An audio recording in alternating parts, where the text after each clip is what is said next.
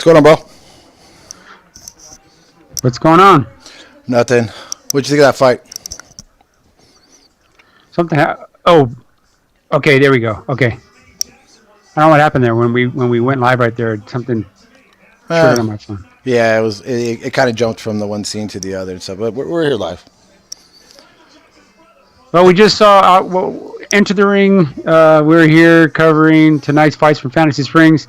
We are not currently in Indio, California. We are at our home studios, but I'm having camera issues, which is why you don't see me and you see just a picture of me and Jaime Munguia. But we just witnessed Albert Machado win. What was that? Third round stoppage? I believe it was third round. Yeah, third round. Third round stoppage. Co-main event to the Virgil Ortiz-Solomon fight that's coming up shortly. What did you think of Machado? You know, it's kind of hard to read. I mean, obviously he wasn't fighting Cancio tonight, but I don't know. He just doesn't seem like. I mean, I thought a lot more of him before the Cancio fight, and he just seems like maybe he's still got a little bit of those after effects from those losses. I think he's still got to build his confidence a little bit, but the kid's got talent. He seemed still a little shaky. He got rocked a couple times in the fight. I don't know much about his opponent tonight. I mean, what'd you think? Yeah, I agree. He still looks a little bit. I don't know. He just doesn't. He looks a little bit worse for wear. I don't know if he's got that. I don't know that.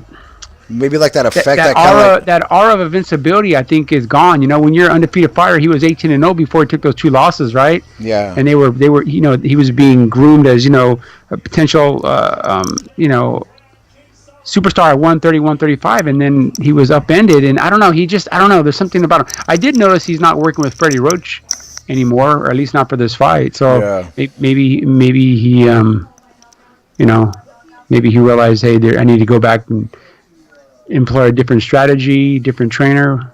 Possibly, yeah. I mean, like I said, I mean, he still seems like he's got like maybe a little of that stigma that kind of Cotto had after the Margarito fight, when he was, Margarito used those tainted hand wraps in that fight, where it just kind of took a few fights for him to kind of like really build his confidence back up. But I mean, he's still there. I mean, it was a victory tonight. It was in victory the way he should have won it. You agree? I mean, he's coming up.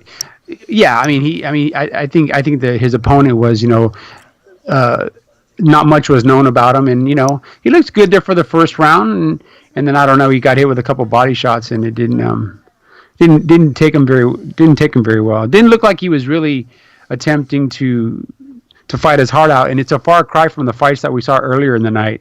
The Rocha fight with the kid Roberto Valenzuela from Sonora, and then the other fight, the Acevedo versus. What a good fight! Acevedo fight was a really good fight.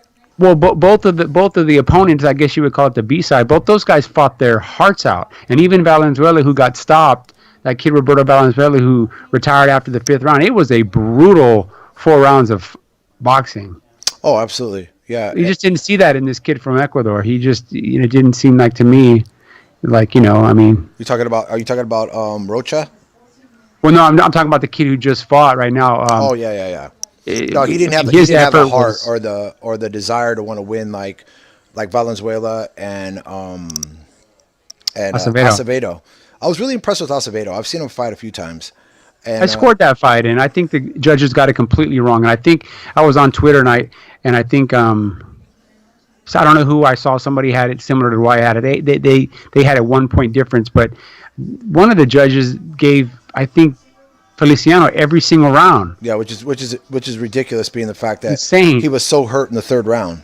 So I mean, it was like, yeah, just no respect to Acevedo. But once again, that's the norm. Where the fights, what banner it's under tonight. So it's to be expected when you're going to get that little bit of extra cushion tonight. I think once again, it is what it is. But so what do you think about this fight coming up tonight? What's your impression of Virgil Ortiz Jr.?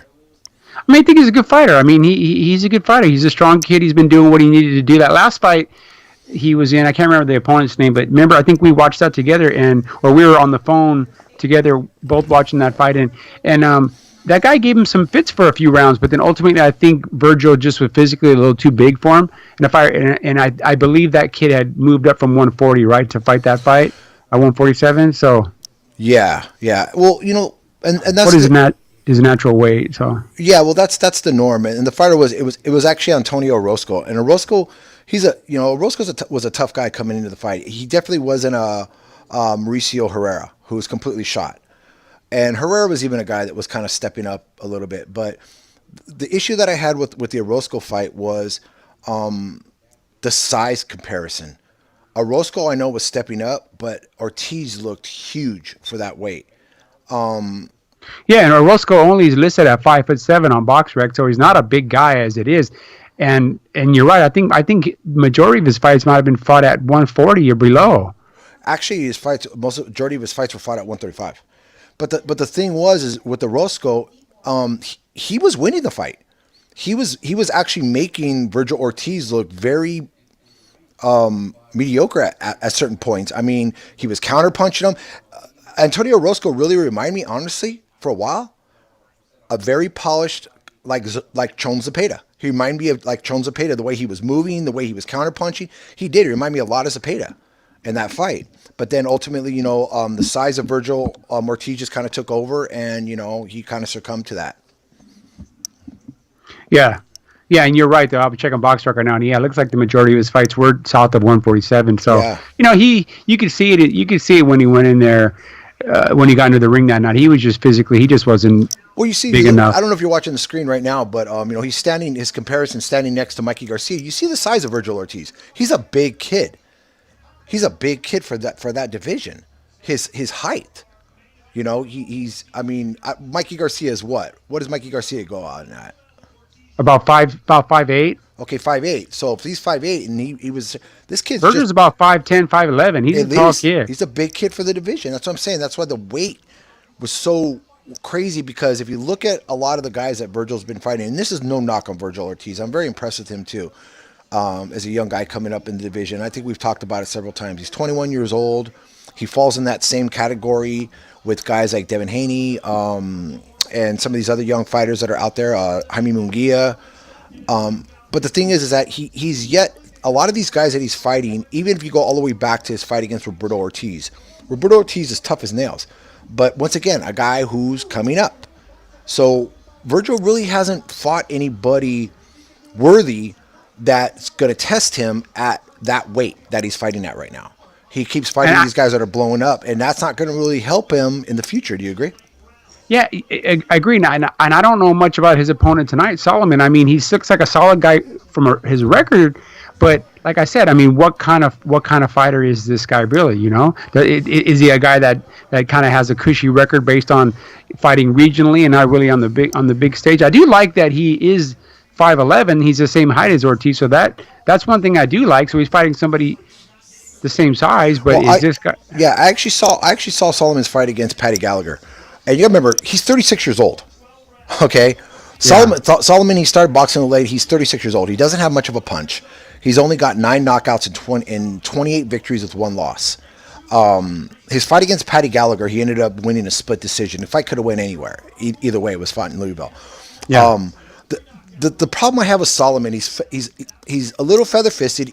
His punches will look like they're harder than they are, and he's a guy who can get you with an accumulation of punches, like he did against Freddie Hernandez. You're familiar with Freddie Hernandez. Hernandez fought against guys like Andre Berto and stuff, but Freddie had actually dropped down in weight. But the issue I have with Solomon is his age. 36 years old, a guy once again who's fought at a lower weight, stepping up.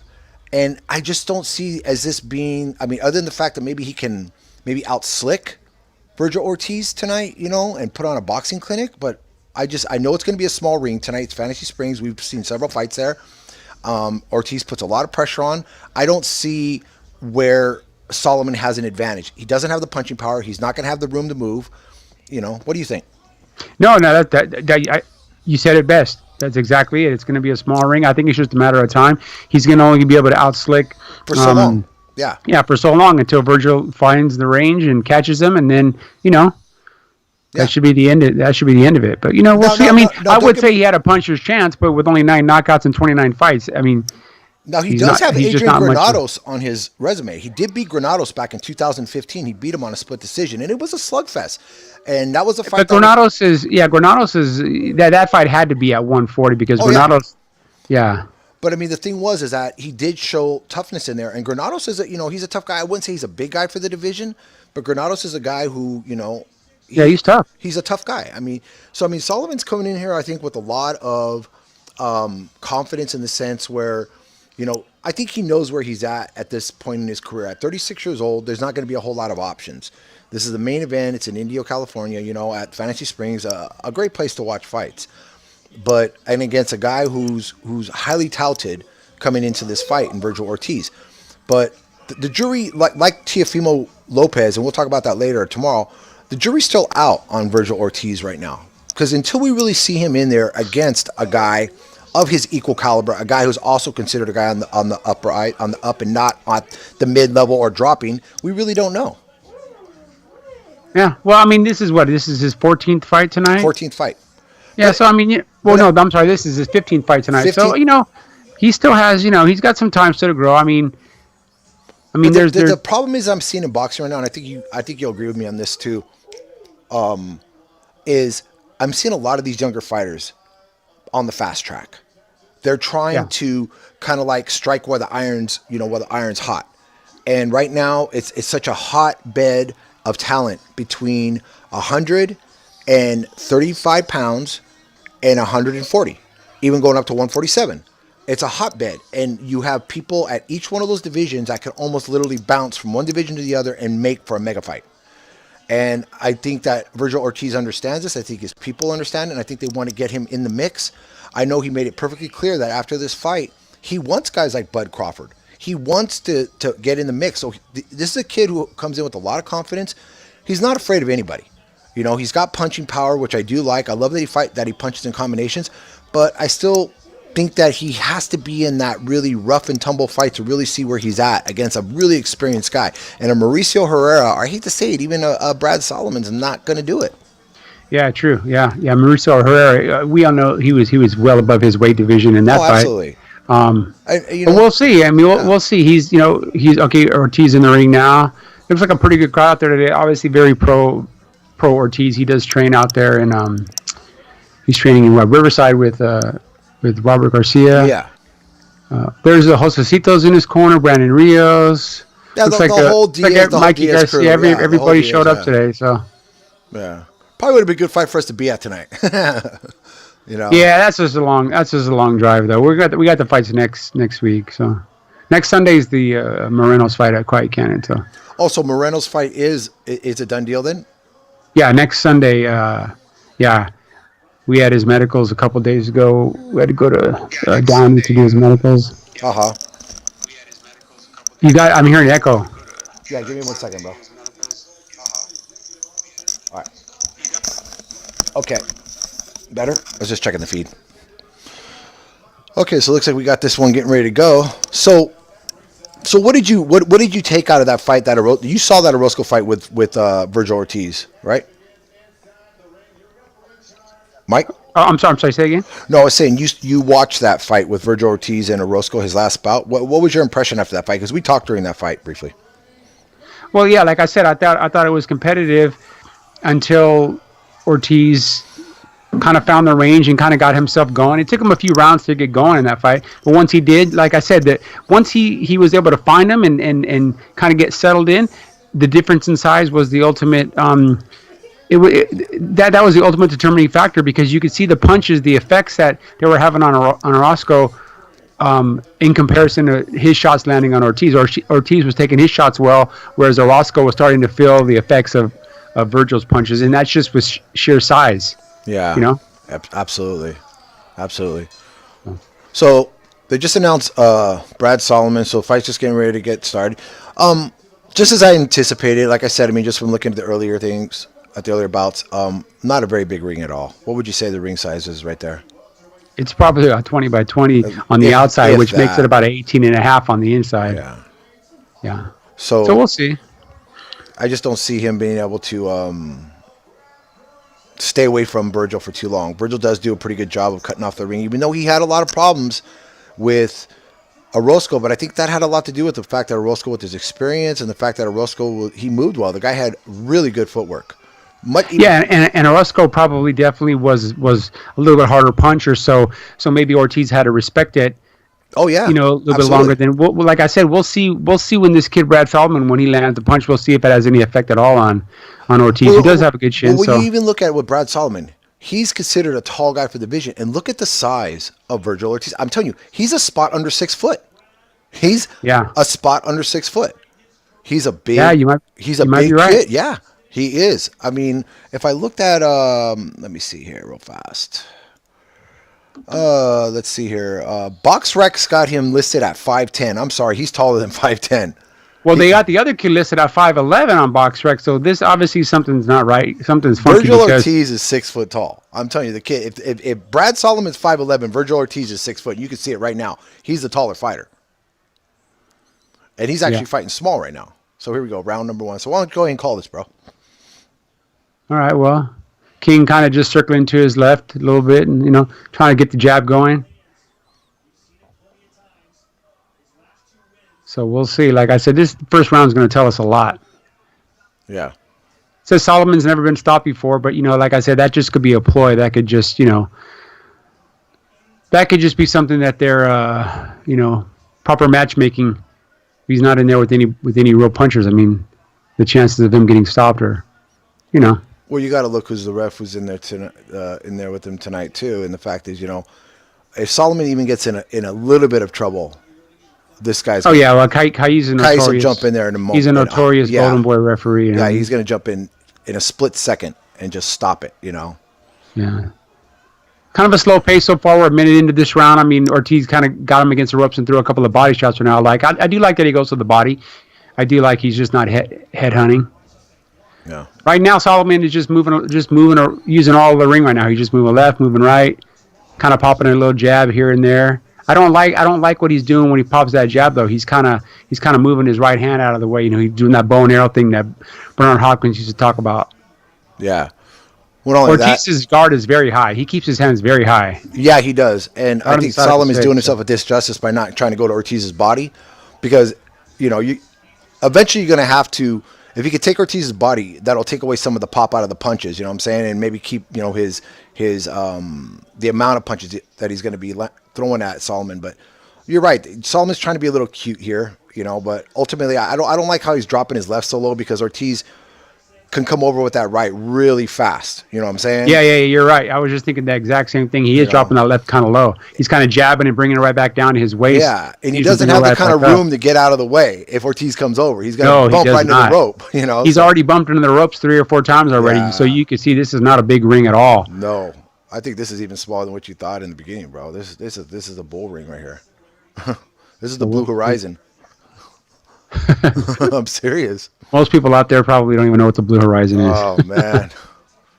So basically, we're 30 seconds left in the first round. I mean, it's just kind of been Ortiz stalking a little bit, using his jab, going upstairs, downstairs, kind of just prodding a little bit with it. Nothing significant is landed by either guy yet.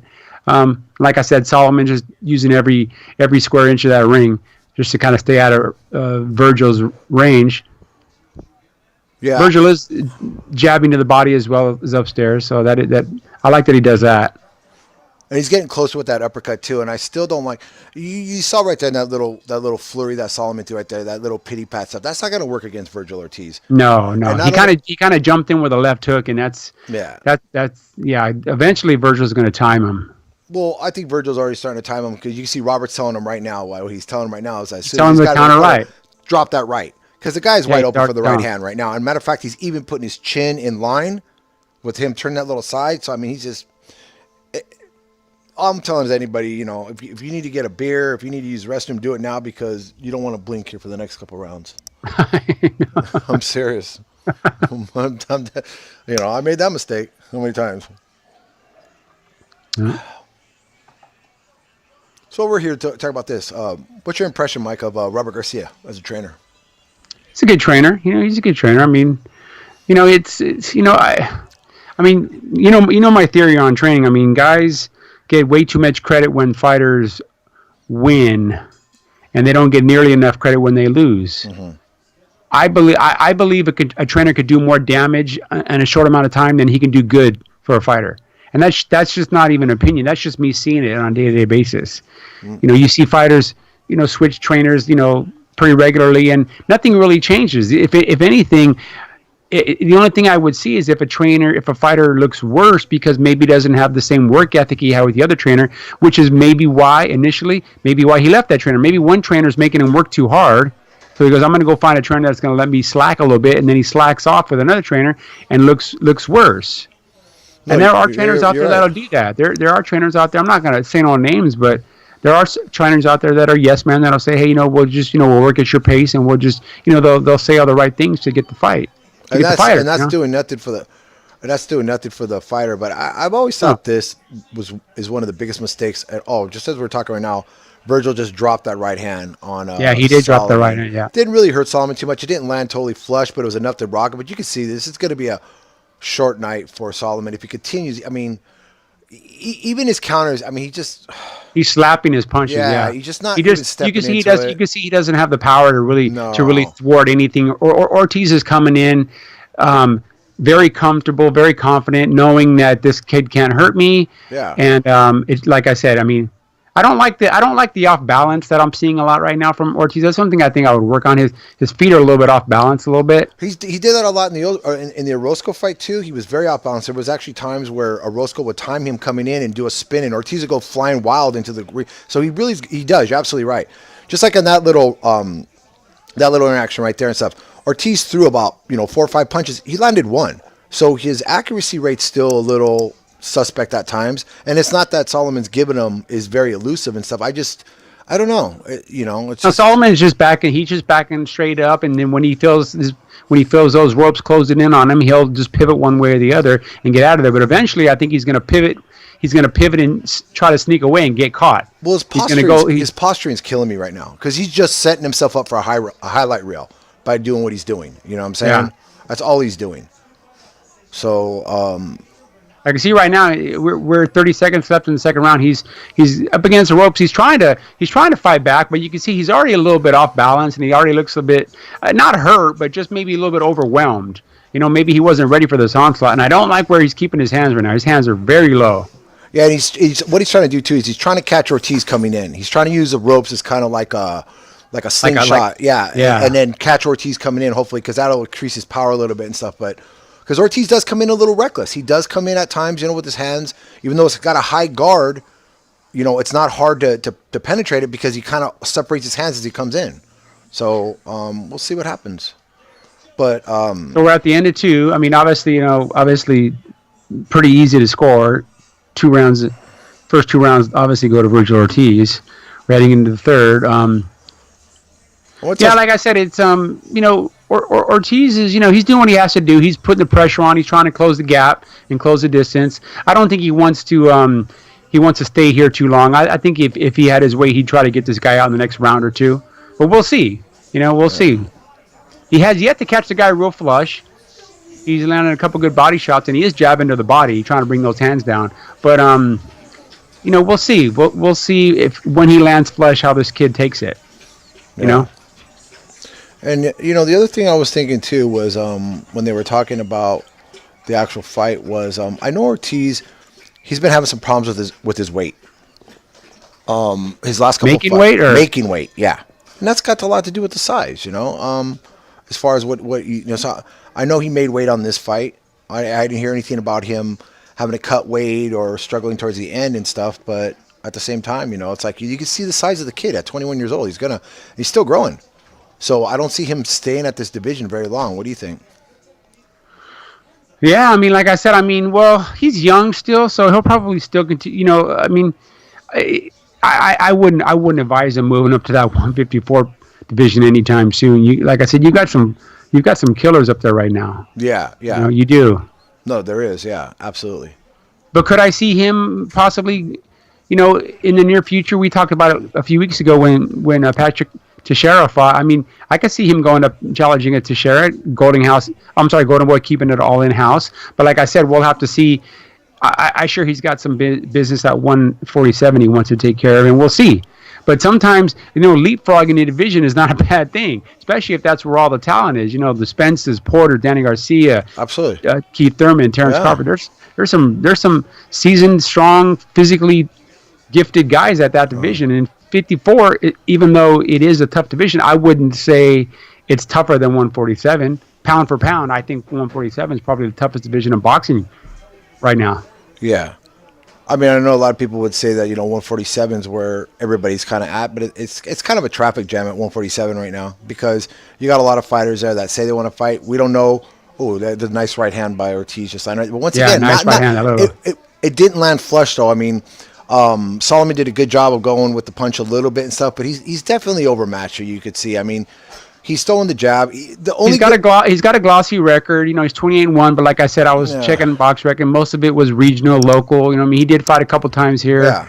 And abroad, Texas. I think he fought in. Well, like I said, he beat Adrian Granados. He's beat a couple decent guys. He's got a bloody nose right now. But the thing is the only good thing about what Solomon's doing right now is he's not expending a lot of energy. Ortiz isn't attacking quite as much as I thought he would have. And that's the issue I had with Ortiz when he fought against Orozco. He kind of, if you notice, right before his attack, he hesitates. He waits, like he's looking for the perfect spot, and then he'll unleash. You know what I mean?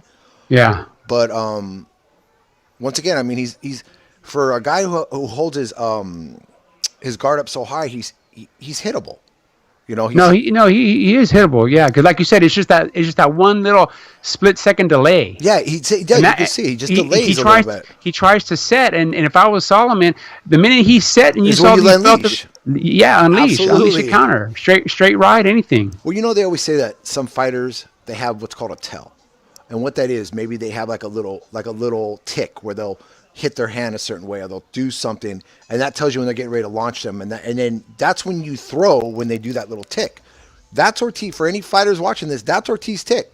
When he gets you there and you see him bring those hands in a little closer and he's trying to set, that's when you throw your punch, because he's trying to set to be able to throw his power in the next punch. He's not even thinking about you right now. He's setting, so his focus is on setting, and then he's going to unleash. That's when you let it go. Yeah, and he is loading up with those shots. He is trying to land. He's throwing that right hand with bad intentions on him. I mean, at least he's trying to. It hasn't really landed flush. Solomon's done a good job of kind of rolling with that punch so far and not taking it flush. So yeah. And that's what I was thinking. That's what I was saying earlier. And so, like I said, I mean, he's taken a few shots, but for the amount of hard punches that Ortiz thrown, you would think that Solomon would be worse to wear at this point. He's got a little bit of a bloody nose, but watch. He's got a little blood right here. Even that punch, I mean, it landed more on the glove. It did land a little bit on the temple, but it wouldn't. Yeah, the glove caught a little bit of it. Yeah, the you're right. jab was a better punch, Yeah, the jab was okay. We're in round 4 now here. Round 4. Obviously, it's a shutout right now for Ortiz. 3 rounds, nothing. We're in round 4, and much of the same. I mean, Solomon just kind of backing up, and he's circling both ways. Once he feels his back getting close to the ropes, he'll just pivot and move out of the way. Exactly. He is going to his left. Predominantly, I would say he's going to his left, Solomon, which to me is a mistake because that's if Virgil is going right into Virgil's right hand, straight right hand.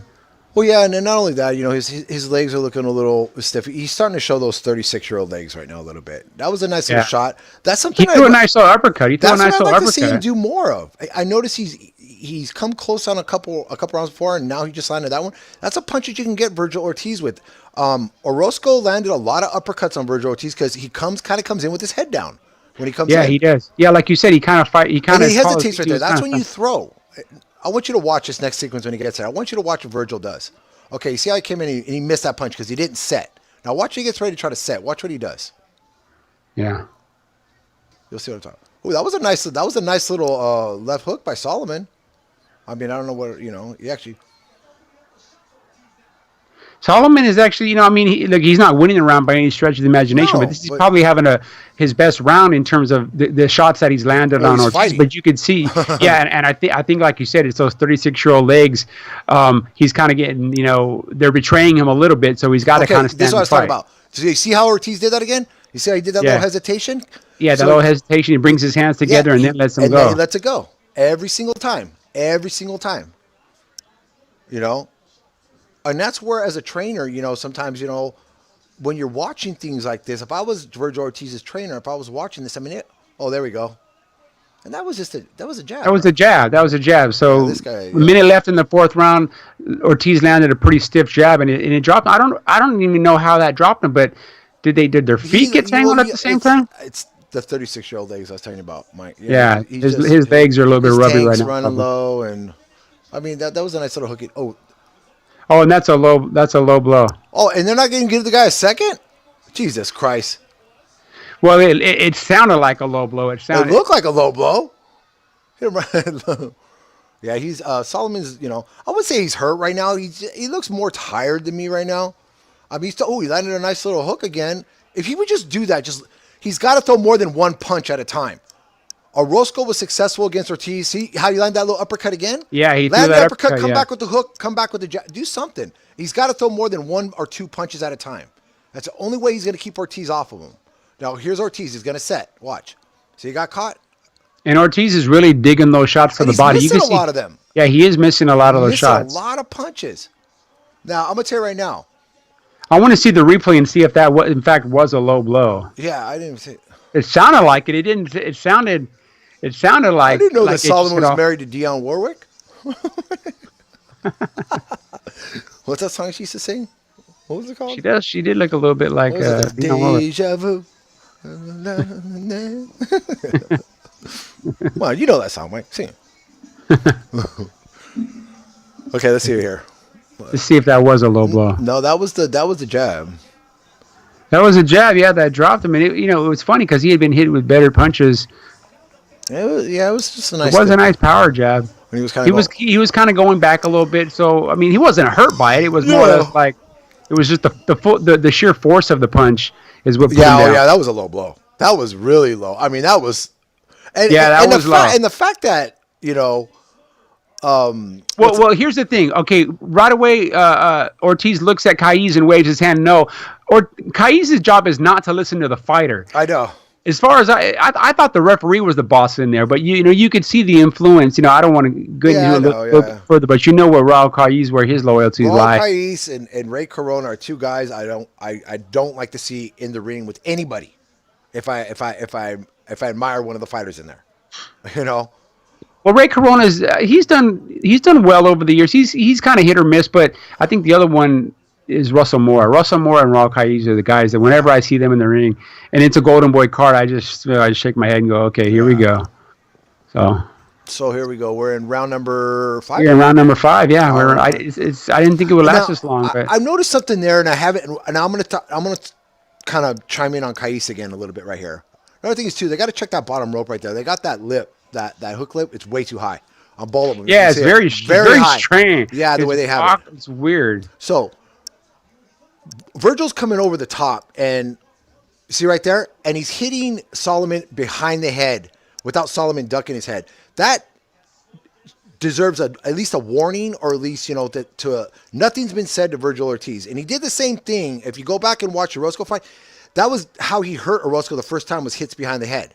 So you see the push off there, and I'm not saying that Virgil's a dirty fighter, but you could see that he's getting away with things. Well, if the referee doesn't warn him, he's going to continue to do it. Continue to do it, and I'm saying that's what I'm saying. You have to take control of the fight, and and especially in this era where we've had so much tragedy.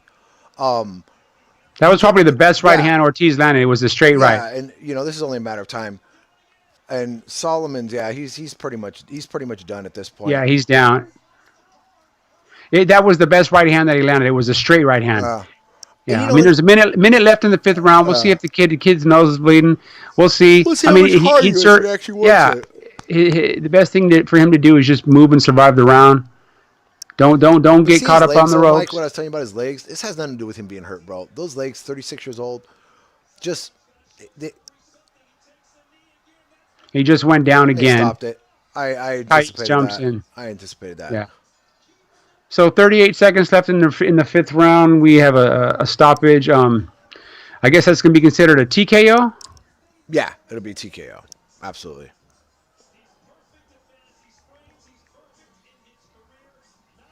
TKO. I mean, look at. Okay, we'll get through the particulars here, and then we'll assess the fight, give our assessment of it. I mean, from the eye test, what I see is, I mean, he did what he needed to do, but he had he had a willing participant. It was much like the fight that just took place, Von Alexander versus Melikusiev. He had a willing participant. Melikusiev refused to. I'm sorry, Von refused to let his hands go, and Solomon threw more punches, but was he really ever going to be in this fight? I think we all know the answer. Exactly. And I think, Solomon was just the right opponent. A guy who doesn't carry a lot of pop in his Glossy, punch. yeah, glossy Glossy record. record. Been in with some decent fighters. But let's be honest, even his victory over Adrian Granados, Adrian Granados is not a big guy for that division. So, I mean, I don't know. I don't know what this really says about Virgil Ortiz. I mean, you beat a guy in a pigeon cage, in Indio, California, who has got about as much punching power as Paulie Malignaggi, and it does, to me, it still doesn't say anything. I mean, I want to see Virgil Ortiz at this is his 15th victory. I know he's only 21 years old, but I want to see what's going to happen with him against a little bit higher opposition, a little bit more durable opposition, somebody who actually Well, a guy that has a good record, but also has a good punch. Like I give you an example, the kid who fought earlier today, the kid who got hurt in the second round with the uppercut against the kid Roberto. I mean, they matched him tough. That kid had 17 wins and 16 knockouts. yeah. That kid Roberto Valenzuela. Roberto Valenzuela. So, you know, the right combination of wins and knockouts. You don't have to be undefeated, but this kid had one loss. But the 9 knockouts. That's the first thing that stood out to me. Absolutely. Like I said, I mean, like I said, I mean, good performance by Ortiz. He did what he had to do tonight. He was solid. He didn't make any real catastrophic mistakes in the ring tonight. But I think he had a willing participant in Brad Solomon. I think he had a guy that, like you said, had a glossy record, but didn't really pose a threat, especially in No. front of his hometown. I mean, there was no chance that Solomon was going to land that one-hitter quitter and put Virgil Ortiz to sleep. Yeah, partly because he doesn't really have that one-hitter quitter. He just doesn't have that punch. Exactly. The crowd there, I got to say, I thought there'd be a sellout, but their crowd is. They said it was a sellout tonight. No, there's quite a few empty seats in the arena at Fantasy Springs here. There's quite a few empty seats. So by no means is this a sellout. But, like I said, here's the thing. A couple fights ago, Ortiz looked like an absolute monster because he was landing, those straight shots and hurting guys, whatever. In this fight, I'm not saying he regressed, but he didn't look all that devastating. I mean, he did what he needed to do, but for the rounds, for the first couple rounds, even though he was winning the fight clearly, it was somewhat competitive. He didn't exactly set the world on fire here, and you could see by the crowd reaction to this fight. Nobody was super excited about the fight except for the people in his corner. Well, I think the more exciting stuff came from the fights earlier. Oh yeah, well exactly. Well, much like the fight last week. I mean, the main events are hard pressed to keep up with the co-mains and the undercard. And that's the way it seems like it's been lately. Yeah, the fights last week, the best fight was the undercard, Povetkin and Hunter, and then in this fight, I would say the best fight of the night definitely was the Feliciano Acevedo. That was a 10-round war. And that was the fifth round, right? Yeah, this was the fifth round. This was a TKO in the fifth round. So they're talking right now, Virgil.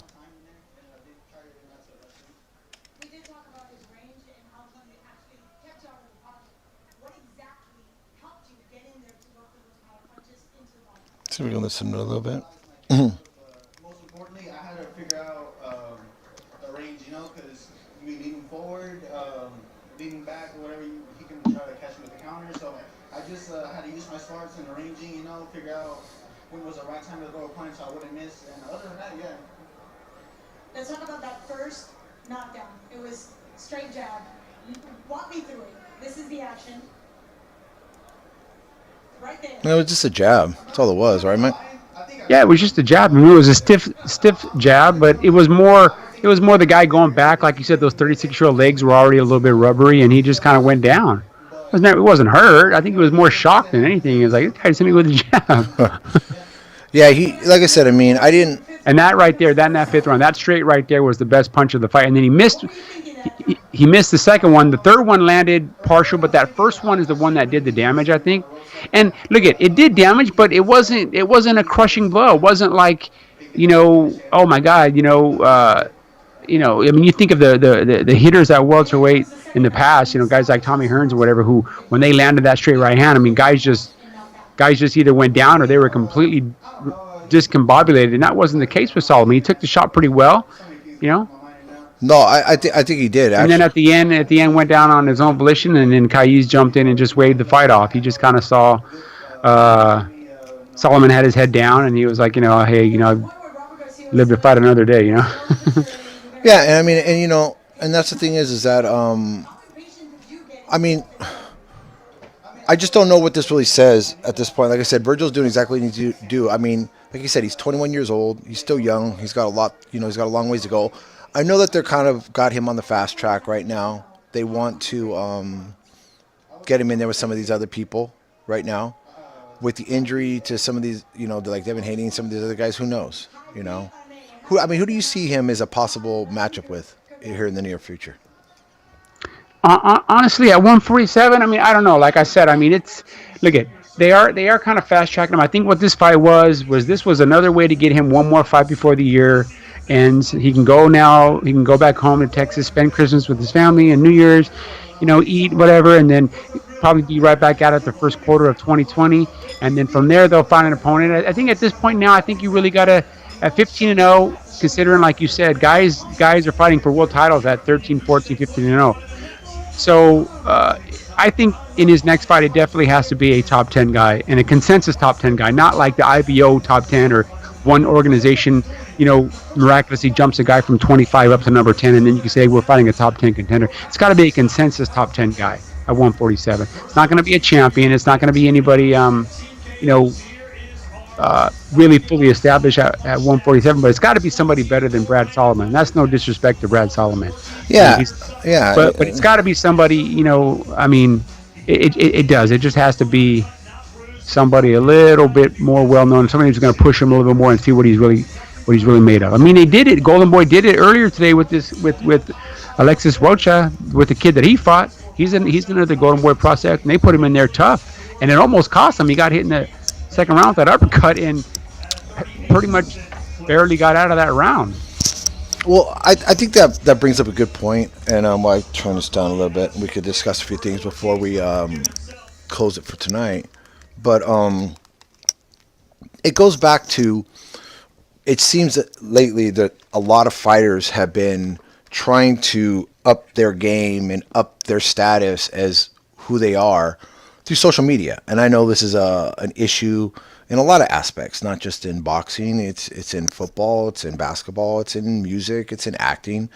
But I'm not saying that Virgil Ortiz is one of those guys that's out there saying, "Hey, I'm the best." But he's saying he wants the best. But when the best you could pull for a hometown fight is Brad Solomon, I don't know. Yeah, I'm looking at the top 25 right now in the welterweight division. I mean, for the most part, and this is something we already know, most of these fighters are fighting under the banner of PBC. Yeah. Most of these guys. So I don't know I don't know. Maybe a David Avanesian, maybe. Like I said, 9 out of the top 10 guys are all PBC. They're all PBC Al Heyman guys.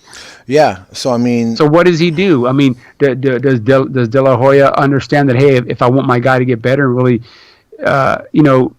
improve, I'm going to have to be the B side, because he's not going to be the A side against any of the top 10 welterweights in the world. I'm sorry, it's just not going to happen.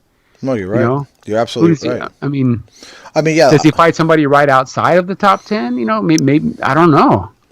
Well, I mean, when you look at like I said, the top 10, I mean, obviously you got guys in there, like, and we'll just run down the top 10 as of right now, and I'm running it down by box rec. And Crawford. You got Crawford in at number 1. Spence. You got Spence, in his future is still in question. We don't know what's going on there. You got Manny Pacquiao at 3. You got Sean Porter at number 4. You got Danny Garcia at number 5. You got Ugas at number 6. You got Keith Thurman at number 7. You got Mikey Garcia at number 8. Which to me is a complete mystery. Yeah. I have no idea how Mikey Garcia is that high at welterweight. And it just kind of shows you, I mean, if I look down the list a little bit, so I'm going to throw a name at you right now I think would be a good matchup and a dangerous matchup for Virgil Ortiz, a guy who's got height, a guy who can do this, and that's a guy who you've met in Jamal James. What do you think? Oh, Jamal James is tough, man. Jamal James is a tall, rangy guy, but once again, Jamal James fights for PBC, and Jamal James is pretty much in line for a meaningful fight in 2020. If possibly a title eliminator, I could see them matching him against maybe like a Ugas, and with the winner getting a shot. With Danny Garcia now scheduled to fight. You talking about Jamal James against Ugas? Yeah, I could definitely see that. And then the winner, maybe the winner of that, maybe Virgil Ortiz fights the winner of that guy. Maybe PBC makes a deal with Golden Boy and they make that fight. But I mean, my honest opinion, and I'm not even going to listen to what the guys from the zone have to say right now. Dan, my honest opinion right now of Virgil Ortiz is he ready for a guy like Ugas or a guy like Jamal James? I don't I think don't so. think so. I don't think so. No, I think he's still got a lot of things he needs to especially work on. Ugas, who's a big, physically strong Yeah. And that's guy that will something I've just keep never coming. seen Ortiz do is fight against a guy bigger than him. You know, he's blessed with this size and he's able to carry the weight supposedly. But you know, I'm sitting here looking at they're showing the fights coming up. Obviously, we got Jacobs and Chavez Jr. Then we got the big fight in January 11th, Munguia and O'Sullivan. Bud and Cyborg. I think that's an MMA one. I can care less. Andre, Andrade versus Andrade v. Keeler. Keeler.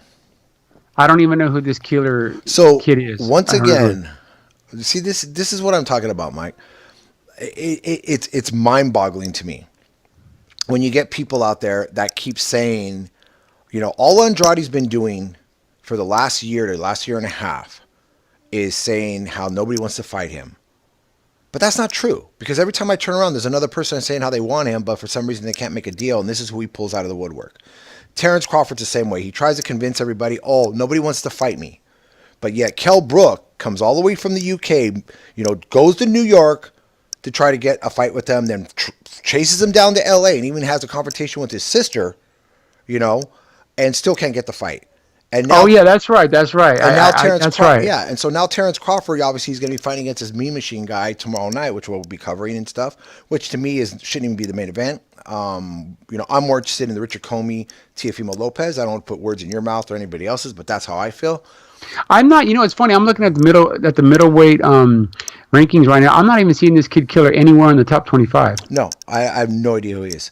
I don't. And like I said, I'm not taking anything away from the kid. He might be a tough kid. He might have you. But is this just another way for Andrade, Demetrius Andrade, just to get a fight before Christmas? Fatten up his stockings a little bit. Then go home and enjoy some time with his family before the new year. I mean, I just don't understand what not only the significance of that fight, but why the effort into making that fight. I don't think there's anybody Well, that wants to see that fight. once again, another thing with Andrade that's become a pattern with him. He's fighting against a guy that's coming into the fight with 17 victories, 2 losses, and 5 knockouts. Another non-puncher, a non-puncher. So Five knockouts and 5 17 wins? knockouts and 17 wins.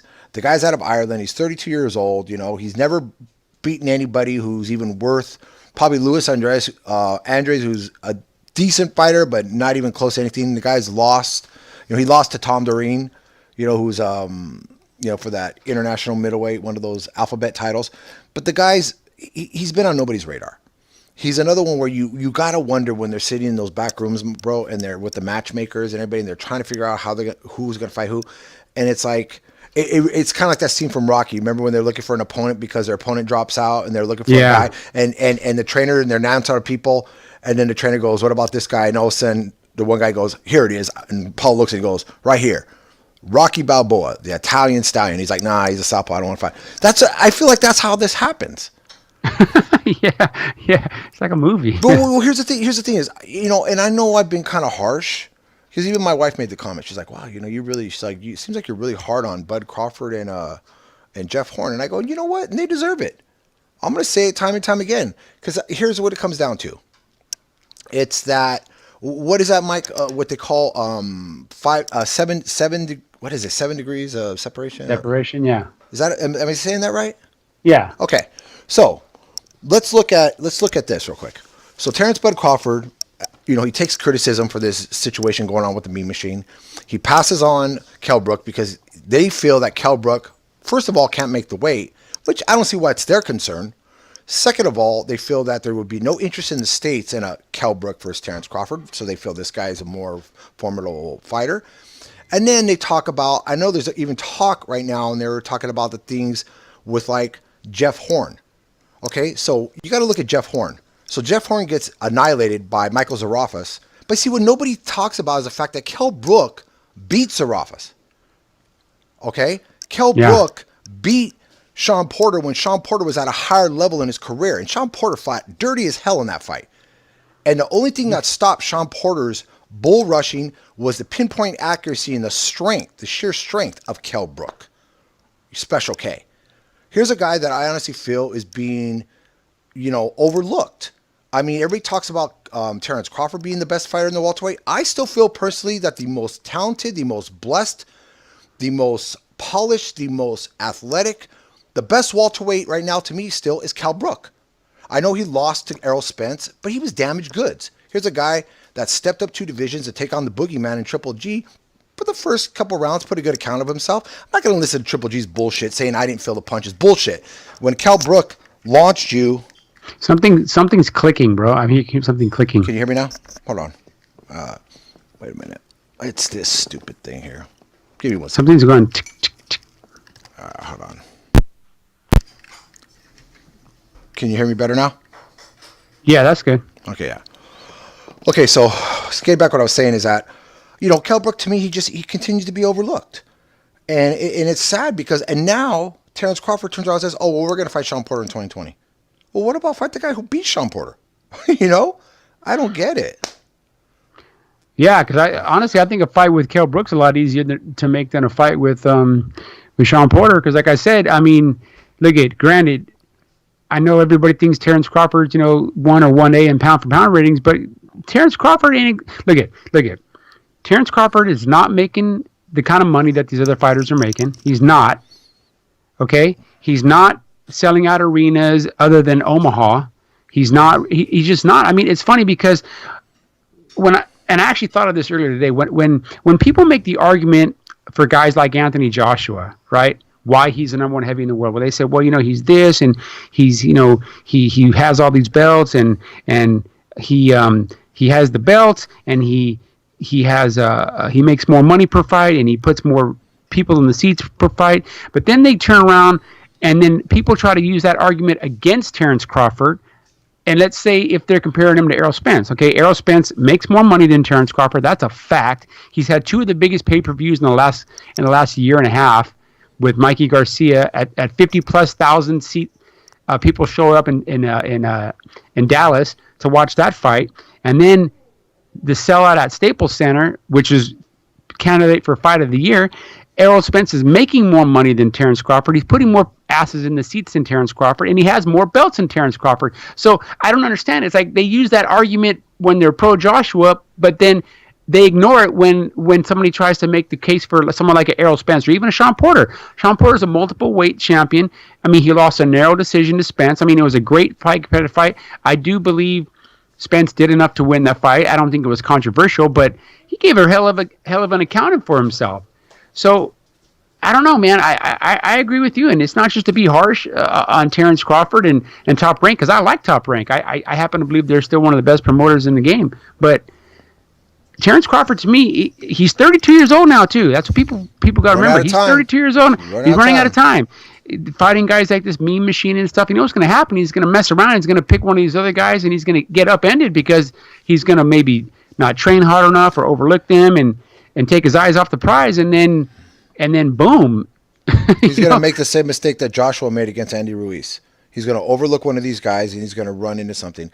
Because Terrence Crawford's shown the perpetuality to not look. I mean, with the exception to his victory over Victor Postol and his victory over Jeff Horn, who I'm going to say it again, Jeff Horn was just a dirty school teacher, mediocre fighter who didn't win his first fight. Look at as good as Terrence Crawford is, that fight shouldn't have went 9 rounds. No. What did they go, 9 rounds? Yeah. He should have taken that guy out in 3 rounds. Zarafa took him out in 7. Because I heard somebody talking today on I don't know who it was, but they were talking about how they said in terms of when they're in the ring between Spence and Crawford. I heard Crawford's that, yeah. the meaner fighter in the ring. I don't see it. Based off of what? Off Beating of what? guys like Victor Postol and Jeff Horn? Yeah. You know, you want to see mean? I'll show you mean. Errol Spence doesn't have to scowl and BRR to be a mean fighter. I mean, he's mean when he was busting Mikey Garcia up for 12 rounds. Yeah. That was mean. Yeah, that was mean. When he was clowning him in the 12th round and putting his hand on his head like Rocky did. I think Errol Spence could have stopped Mikey Garcia at almost any point if he really wanted to. He wanted to embarrass and punish him, and that's exactly what he did. when they talk about mean fighters, I look at Jose Benavidez and his fight against Terrence Crawford.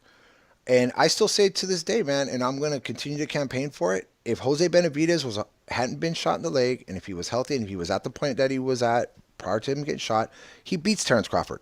Anybody who goes back and watch that fight and tells me that Jose Benavidez didn't win 5 of the first 6 rounds wasn't watching the fight.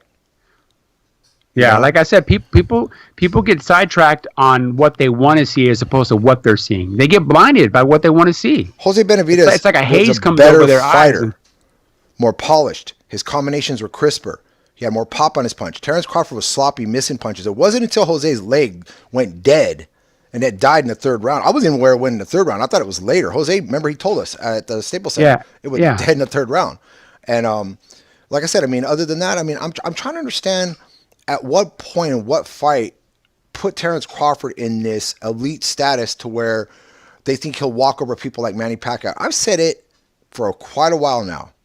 If Terrence Crawford's serious about a bout against Manny Pacquiao, make it happen. Because I'm going to tell you right now, he's going to learn the hard way. He's going to learn the way Keith Thurman did. Because I personally think Manny Pacquiao beats Terrence Crawford based on the fact Manny Pacquiao's been to that show several times.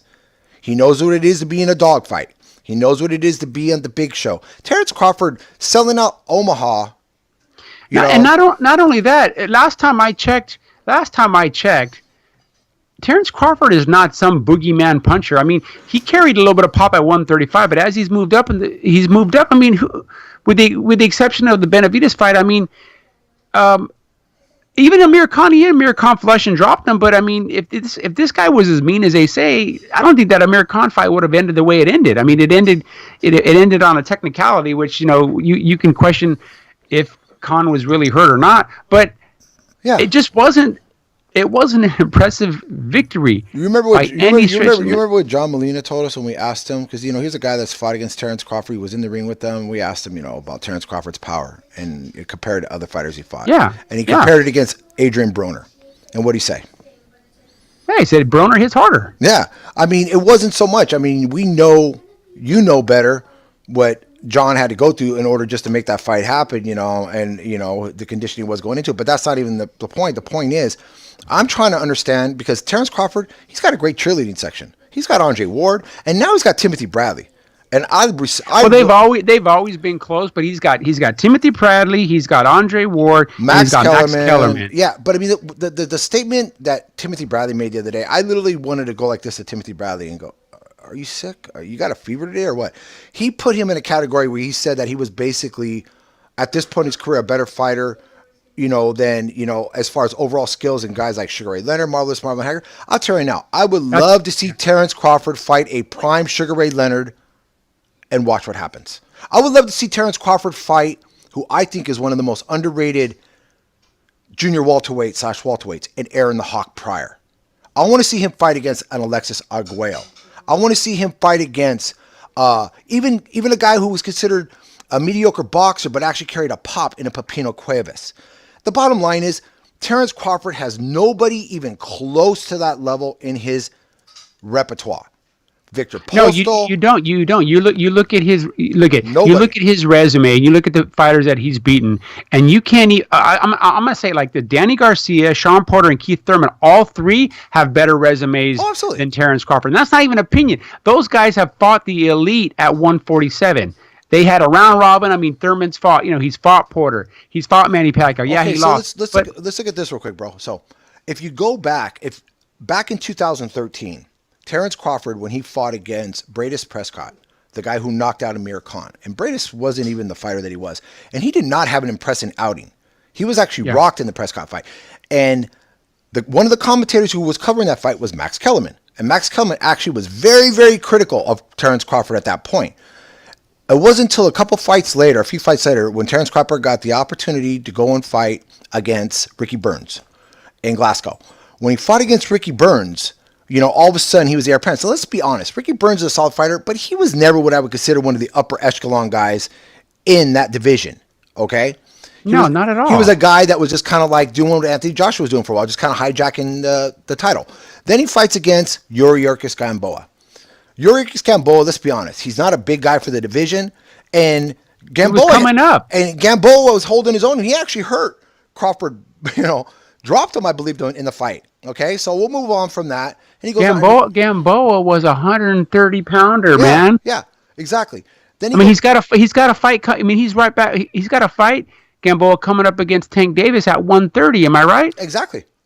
So then after that, he goes on and he fights against Ray Beltran. Let's be honest, Ray's a tough guy, but Ray is shop worn. He's a guy that's been out. The guy had 6 losses coming into the fight.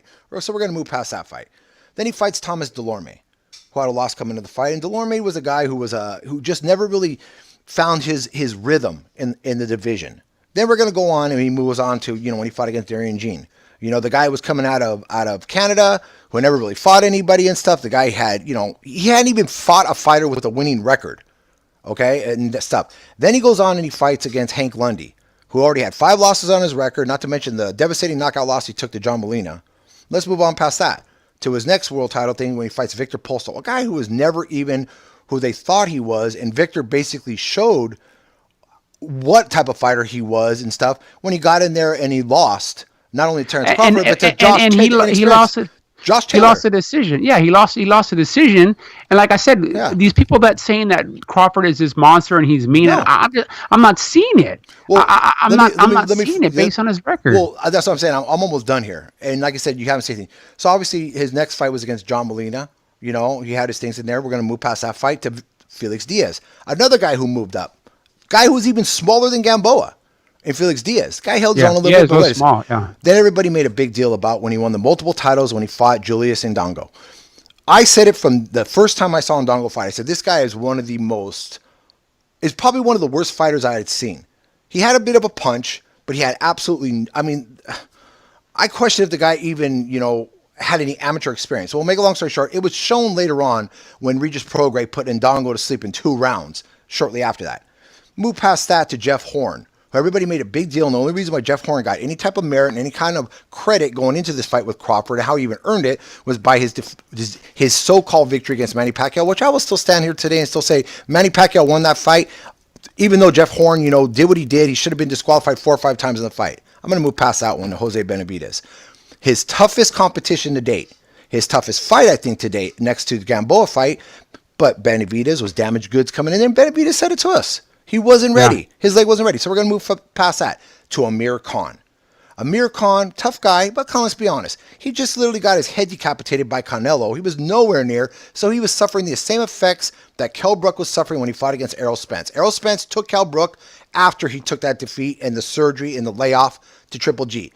If Kell Brook was undefeated welterweight champion, Errol Spence would have never took that fight. I want to leave it at that.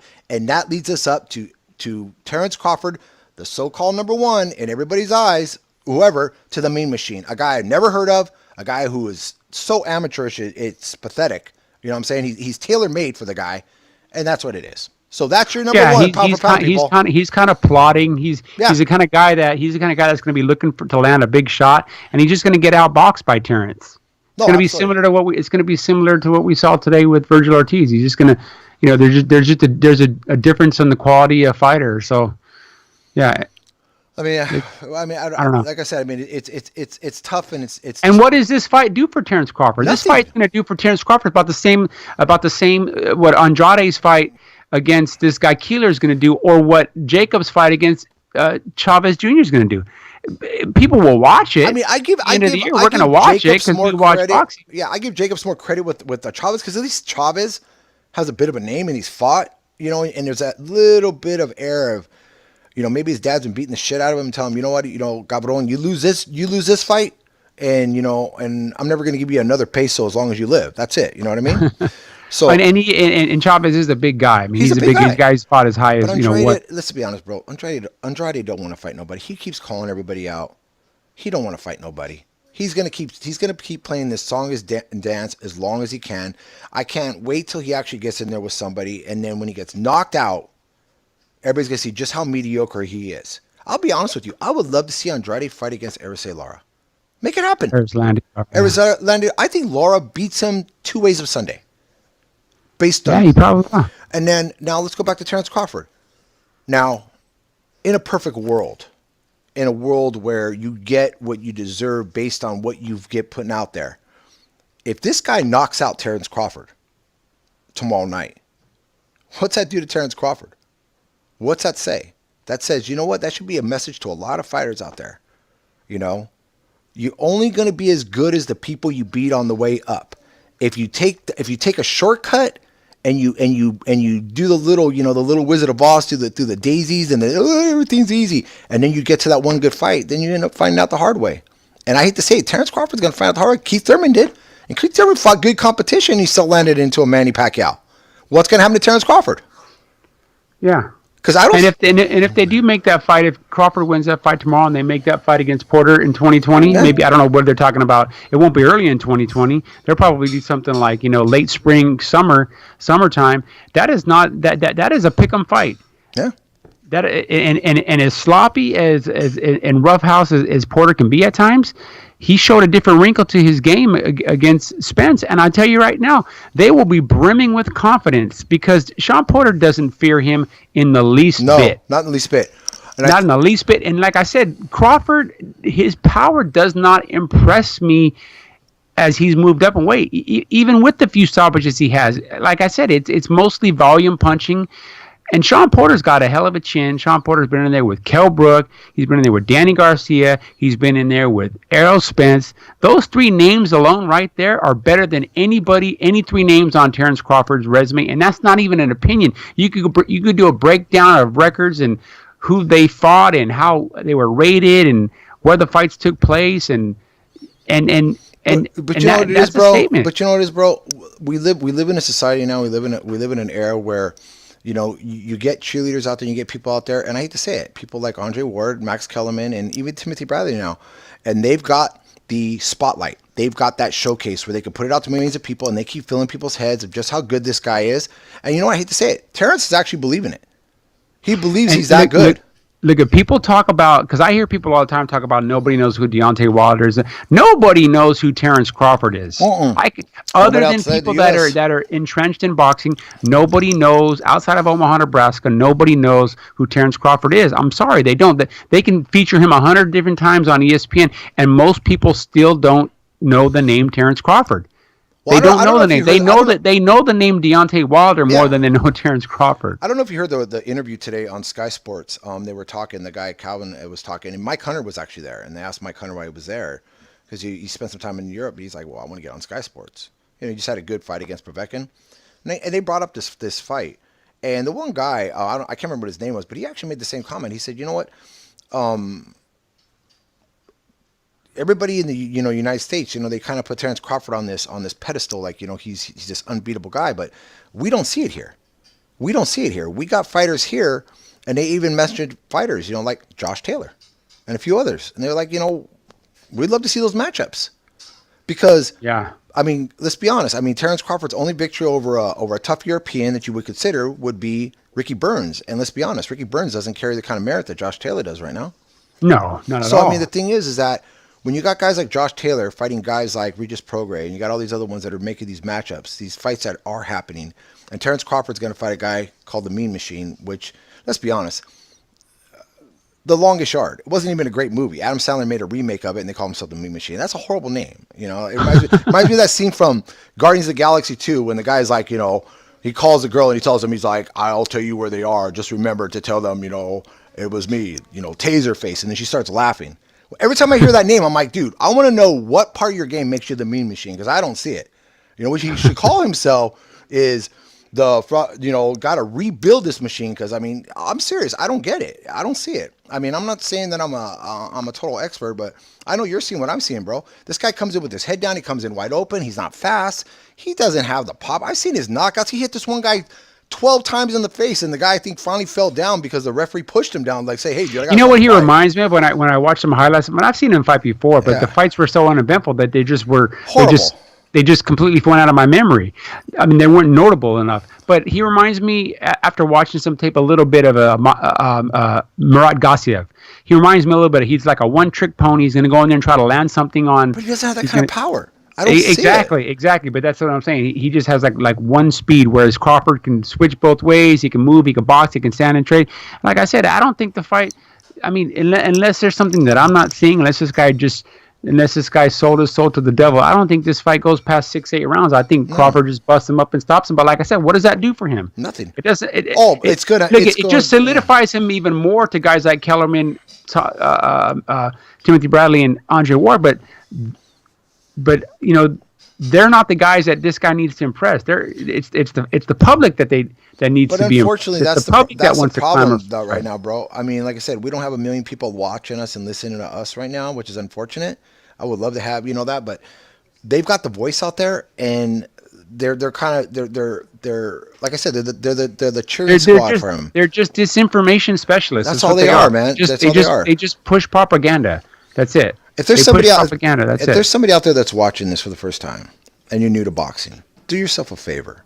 The next time you watch a fight, just turn the commentators on. Don't even listen to us, and just watch it visually with your eyes. Yeah. Get to learn boxing visually before you start to listen to the bullshit they're going to try to put in your head and try to change the game. Because the bottom line is, you can't. I'm going to say it again. You can't win a fight through social media. Teofimo Lopez tried to do that, and he's got a fight against, obviously, the best fight, I think, the most interesting fight. And I'll be honest with you, Richard Comey to me, and I'm gonna change pace on Terrence Crawford because I've had enough to say with that before we go ahead and close out. But obviously, we're going to be covering the Teofimo Lopez in his first title shot against reigning champion Richard Comey. Tell me your take on that real quick, Mike. How do you see that fight going?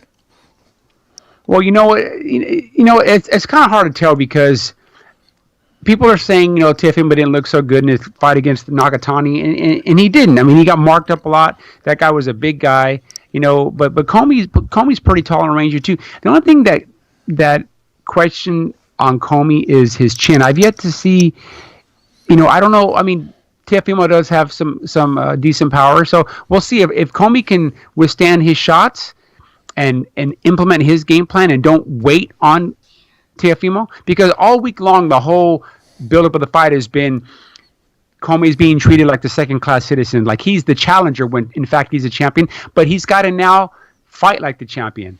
Don't fight like what I mean. Don't fight like reactive. Be proactive in this fight. Go at Teofimo. Stand your ground. Establish your jab. However, whatever your game plan is in the fight, establish that from the minute that opening bell sounds. Go establish yourself. Don't sit around and wait and see what Teofimo is going to do. You need to fight your fight, follow your game plan, make him uncomfortable, and make him fight. That's all I can say on that. Well, yeah, and I agree with you, bro, man. I think the most important thing for me is that Richard Comey goes into this fight knowing he's a champion and he's not the challenger. And he needs to treat Teofimo like Teofimo Lopez is the challenger. He's got to look at him from across that ring and say, you know what? You want this title? You got to come in and earn it. I'm not just going to hand it to you. But based on Richard Comey's history and how he got here and stuff, you got to remember, he was beaten by Robert Easter. He was beaten by Sharikov. I mean, he didn't look impressive in either one of those fights. And even in his fight against I always get his name wrong. Isa Chavaya, the guy that he fought right before Ray Beltran. He just, I don't know. He looked vulnerable. I mean, even though he won the fight, he got stunned. And I think you're absolutely right. There is some questions when it comes to his chin. He's got a decent punch, but let's be honest. Richard Comey to me is nowhere to be considered the most dominant champion at that division. Not even close. There's better guys out there right now. Yep. And but Teofimo and them, they're taking the. I'm gonna just be honest.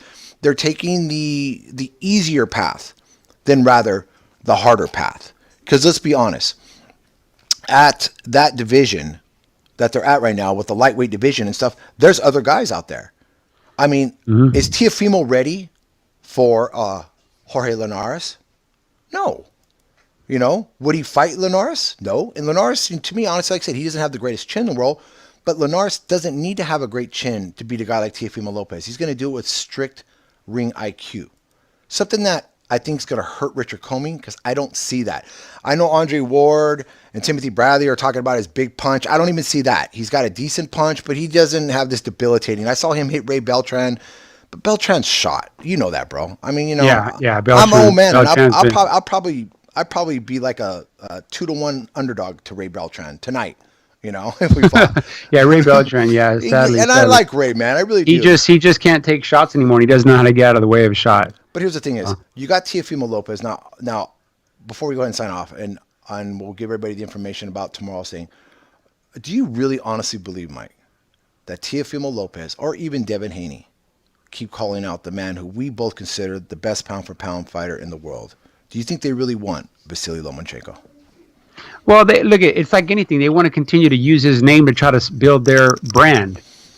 I mean, it happens in boxing. I mean, for how long did people use Floyd Mayweather's name? Um, always mentioning Floyd Mayweather, or it's just their way to build a brand. They want to associate themselves and put themselves on the same plateau as a Lomachenko. And if Teofimo does win this fight and they do make that fight next sometime in the spring or summer of next year, well, that'll be all she wrote for Teofimo Lopez. Yeah, because he's too easy to hit. He's too easy to hit. The sparring that's been out there, the people that he sparred over the years have all said it. You can take one look at his face and see that he's very easy to hit. Yeah, his nose is flat, and it's just he takes punches. He does have a decent punch, but like I said, when he's got a willing participant, he's going to stand there and let him hit him. Lomachenko will take that fight personally. In fact, that's the only time I've ever seen him somewhat of bothered and irritated is when the mention of Teofimo comes up, and that's the guy that like the fight, and he wants to teach the kid a lesson, and that's exactly what will happen. Oh yeah, I think you're absolutely right. I think I see Lomachenko. It'll go two ways. He'll either go in there and blast his kid out fast and show him, see, I told you this guy was nothing. Or he'll do kind of like we did to Axeman Walters a little bit. He'll make this boy quit. He'll do what Errol Spence did to Mikey Garcia. Exactly. He'll just beat the living shit out of him, but keep him up just long enough to get through the round and then bring him in and beat the shit out of him and keep him up long enough. And every time he does it, I guarantee he's going to look over at Junior, Teofimo's dad, and go, all right, when are you going to stop it? Because I'm going to keep doing this to your boy all fucking night. It ain't going to stop. But there's guys out there. And I'll tell you right now, here's a guy that, maybe a lot of people don't know, but he's on my radar, and he's a guy within the top 10. He's out of Argentina, and that's Gustavo Lemos.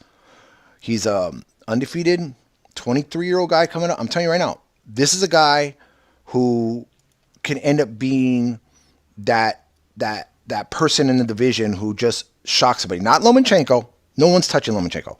But this is a guy I think who can, if he's given the opportunity, he can beat a Teofimo Lopez or uproot a guy like Devin Haney, depending on how Devin Haney comes back from his injury, his recent surgery. We'll see and stuff. Or better yet, I know his name was thrown there and Golden Boy wanted no part of him, and that was with Ryan Garcia. Ryan Garcia he was like, I'm not taking on this Argentinian bull. The guy's, he's legit. But like I said, put him on your radar. He's one of those guys. I like to get that segment going, new faces. Gustavo Lemos, man. Keep your eye on him. He's 24 now. Gustavo Lemos, yeah. So tomorrow, Mike, we got the proceedings. I believe fight start about 6 o'clock. I think so. We'll double check. We'll put the information out. Yeah, we'll put the information tomorrow morning, probably early. We'll cover the fights tomorrow. Obviously, we're going to cover the big. So let's just do a recap. Okay, quick recap. Virgil Ortiz, wins tonight via 5th round TKO over Brad Solomon. Workmanlike performance from Virgil Ortiz. Didn't look particularly devastating, but he did what he had to do. In the co-main, Albert Machado gets back in the win column with a a second or third round TKO over Porozos from Ecuador, and decent card tonight. He was the couple of the prelim fights were much better than the main and the co-main, but overall it was a pretty good night of boxing. Yeah, no, absolutely, it was. But like I said, it was a night where in the main event, I don't think we really learned. There's a lot of questions that need to be answered about Virgil Ortiz, and like I said, nobody's saying the kid has to be he has to fight for a world title next. No. Nobody's saying that, but like I said, that with the amount of press and the hype that's behind him, they're almost kind of forcing our hand. They're saying, okay, well, we want to see this kid if he's as great as you say he is. You keep giving him main events, you keep putting him as a main in his own cards, but you need to give him a willing dance partner. You need to give him somebody that's going to match him punch for punch and present a challenge. Because if not, people get tired of watching the same thing over and over again when they know it's going to be the same result. People will tune out. Yeah, I mean, that's exactly what's going to happen. But like I said, I think tomorrow will be hopefully a good day. I don't anticipate a whole lot in the Terrence Crawford fight, but obviously we'll do our best on that. But I'm looking forward to Teofimo Lopez Comey fight. I want to see what happens. I think Teofimo wins the fight. I think Richard Comey's got a puncher's chance, but I just think he's very amateurish. But we'll find out tomorrow. We'll cover that more Yeah, tomorrow. he's stiff, doesn't really Yeah, move his head side to side. Like I said, I think it's he's kind of tailor made for Teofimo. Unless he could do something completely different. But like I said, no matter what he does, he has to fight his fight. He can't exactly. sit back and be reactive. He's got to say, I'm going to go fight this guy the way I'm going to fight him. Because if you let Teofimo dictate, he'll just start picking him off. He'll just Yeah, pick him it's gonna apart. turn. It's gonna turn into a highlight reel what they're trying to do and stuff. But hey, Yeah. good work tonight, bro. And like I said, man, Okay. get some rest, and we'll put the information out there, everybody. And like I said, go to our site, subscribe to us on YouTube, and hit the like button and the notification button, like my boy always says. Follow us on Facebook at Enter the Ring Show, or go to our official site at enterthering.buzz. You have a That's question? two Z's, right? Two Z's. Two Enter the ring dot. Z's. Yeah, good job, bro. Good job. And if you want to let us know about something or something you'd like us to cover or somebody you'd like us to mention, hit us up at info@enterthering.buzz with two Z's. Everybody have a wonderful night, and we'll see you tomorrow. Richard Comey, Teofimo Lopez, IBF Lightweight Championship of the World. Have a great night, brother. Bye. Bye.